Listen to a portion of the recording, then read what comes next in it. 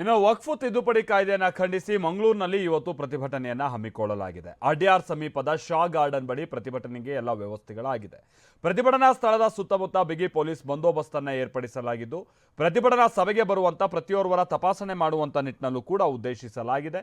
Metal detector ಅನ್ನು ಕೂಡ ಅಳವಡಿಕೆ ಮಾಡಲಾಗಿದೆ. ಪ್ರವೇಶ ಆಗುವಂತಹ ಸ್ಥಳ ಏನಿದೆ ಅಥವಾ ಪಾಯಿಂಟ್ ಏನಿದೆ ಅಲ್ಲಿ ಯಾವುದೇ ಅಹಿತಕರ ಘಟನೆ ನಡೆಯದಂತೆ ಬಿಗಿ ಕ್ರಮವನ್ನು ತೆಗೆದುಕೊಳ್ಳಲಾಗಿದೆ.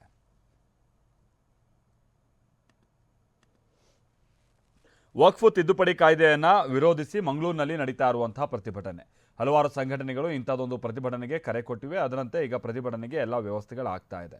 ಆದರೆ ಹೇಳಿ ಕೇಳಿ ಮಂಗಳೂರು ಕೋಮು ಸೂಕ್ಷ್ಮ ಪ್ರದೇಶ ಆಗಿರುವಂಥ ಕಾರಣಕ್ಕಾಗಿ ಇಂಥ ಪ್ರತಿಭಟನೆಗಳಾಗೋದು, ಇಲ್ಲಿ ಯಾರಾದರೂ ಕಿಡಿಗೇಡಿಗಳು ಇವ್ರಿಗೆ ಸಮಸ್ಯೆ ಕೊಡೋದು, ಇಲ್ಲ ಇವ್ರುಗಳ ಸಮಸ್ಯೆ ಕೊಡೋದು, ಈ ರೀತಿಯಾದಂಥದ್ದು ಆಗಬಾರ್ದು ಅನ್ನುವಂಥ ಕಾರಣಕ್ಕಾಗಿ ಭಾಳ ಹದ್ದಿನ ಕಣ್ಣಿಡುವಂಥ ಪ್ರಯತ್ನ ಆಗಿದೆ.